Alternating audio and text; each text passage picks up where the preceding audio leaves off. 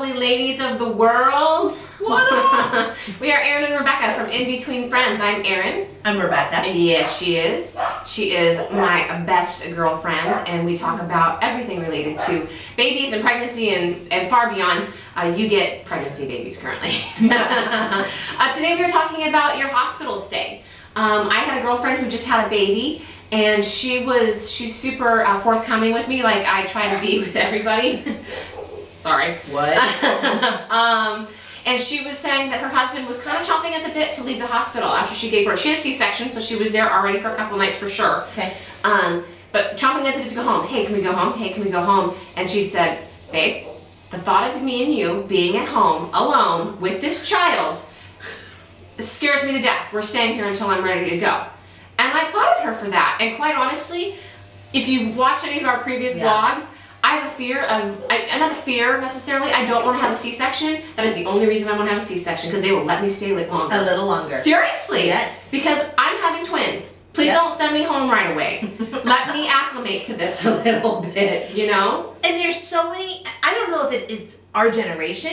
I mean, I know like when my mom gave birth, it was like a mandatory like 3 to 4 to 5 days. It was like, you're there. You don't get this option of like, oh, I'm done. Yeah. I'm good. We're good. I'm out. It's weird because I have a lot of friends who will give birth like the night before, and by the next afternoon, they're at home. Yeah. Not even 24 hours after they give birth. So what is the rush? Why are we always rushing? I think a little bit of that instant gratification of like, well, I'm done. There's no process. I don't need to heal. I couldn't even walk the second day. I was still woozy. Yeah. You have to make sure you're okay, ladies. Don't push it. So, obviously, I'm a little passionate about this. Don't push it! Yes, it's uncomfortable. Yes, it's not your room. I shared my room with another new mom. I did not have a private room. But at the same time, I wanted to make sure that I was getting the right care. Yeah. I wanted to make sure that my health was being put first. But some complications do not arise until 2, maybe even 3 days later. Both my babies had jaundice and did not rise. The bilirubin levels don't rise until day 2, maybe day 3. Who knew? With the kid, we had to come home, and then we had to do the whole roundup. We were going back to the doctors every day for blood tests, and then we had to basically have a light pad, which makes your kid look like a glowworm.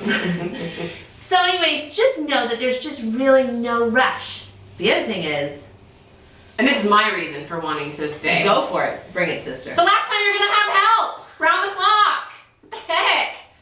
I'm sorry, but the rest of the 18 years is you.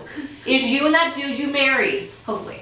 But seriously, help. Stay for the help. Stay for the night's sleep that you could get possibly.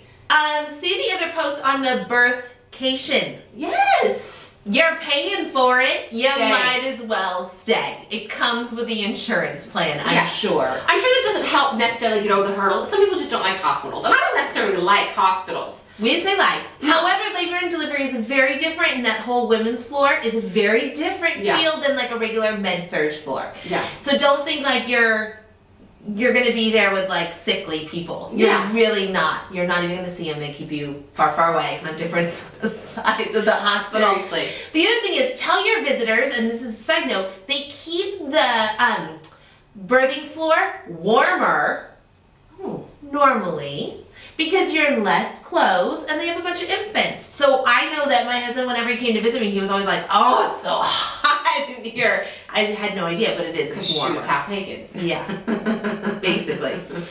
So that's about it. I mean, really, with the hospital stay, don't rush it. And there's no shame in staying, too. Absolutely I think people might assume that there's a little bit of shame in determining on your own without a doctor necessarily saying that you need to. But you know what, I'm gonna ride this out for one more night. There's no shame in that. Absolutely not. And normally your insurance plan will tell you have 2 nights. Yeah. Or you have, when it was induced, my doctor said come in at 12:05 after midnight, because then your stay starts technically on the next day and you get 2 more nights. I know, I love him. Seriously. Still working the love system. him. Love 6 it. years later, love him. We hope that helps you. We hope that helps you kind of anticipate the arrival of your children and just what you can hope for, what you can ask for. Yes. And just, just something to think about, something to chew over. Take your time and heal. Yeah, please do. Heal. For the betterment of your whole family and Yeah. yourself.